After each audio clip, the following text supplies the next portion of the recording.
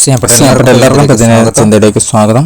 നിങ്ങൾ ദുഷിക്കുന്നതിന് വേണ്ടി പ്രാർത്ഥിപ്പിൻ. ലൂക്കോസ് 6:28. പ്രാർത്ഥന നമ്മെ നമ്മുടെ വികാരങ്ങളെയും മറ്റുള്ളവരിലേക്ക് നമ്മുടെ ബന്ധങ്ങളെയും ദൈവത്തോട് തുറന്നു പറയുന്നതാണ്. ക്രിസ്തുവിൽ ശരീരം മുഴുവൻ അതിലേക്ക് പ്രവേശിക്കാനും അതിന്റെ കാഴ്ചപ്പാട് അതിലേക്ക് കൊണ്ടുവരാനും അവനെ അനുവദിക്കുന്നു. പ്രാർത്ഥന നമ്മുടെ ഇഷ്ടങ്ങളും വികാരങ്ങളും അവൻ സമർപ്പിക്കുക എന്ന പ്രവൃത്തി സാവധാനം എന്ന ഉറപ്പായും നമ്മുടെ ഹൃദയങ്ങളെ മാറ്റാൻ വിശുദ്ധാത്മാവിനെ അനുവദിക്കുന്നു. നമ്മൾ ശത്രുക്കളെ സ്നേഹിക്കാനുള്ള യേശുവിന്റെ ആഹ്വാനം പ്രാർത്ഥനയ്ക്കുള്ള ആഹ്വാനം തമ്മിൽ ബന്ധിപ്പിക്കുന്നതിൽ അത് ചെയ്യുന്നില്ല. നിങ്ങളെ ദുഷിക്കുന്നതിന് പ്രാർത്ഥിക്കുന്ന സാധിക്കും. പുതിയ വിശ്വാസികൾ എഴുതുമ്പോൾ ദൈവത്തിന്റെ കണ്ണുകളിലൂടെയും ആത്മാവിന്റെ സഹായത്തോടെ ഹൃദയങ്ങളിലൂടെയും സ്നേഹിക്കപ്പെടുവാനുള്ള ഒരു വ്യക്തിയായി കാണുവാൻ നാം പഠിക്കണം. പറഞ്ഞു നിങ്ങളുടെ ജീവിതത്തിലെ ഓരോ പ്രവർത്തിക്കും ബുദ്ധിമുട്ടുള്ള ആളുകൾക്ക് വേണ്ടി പോലും പ്രാർത്ഥിക്കുന്നത് പ്രധാനമായിരിക്കുന്നത് എന്തുകൊണ്ടാണ്? ചെയ്താൽ മാത്രമേ അത് അവർക്ക് വേണ്ടി നിങ്ങൾക്ക് എന്താണ് പ്രാർത്ഥന ചെയ്യുക?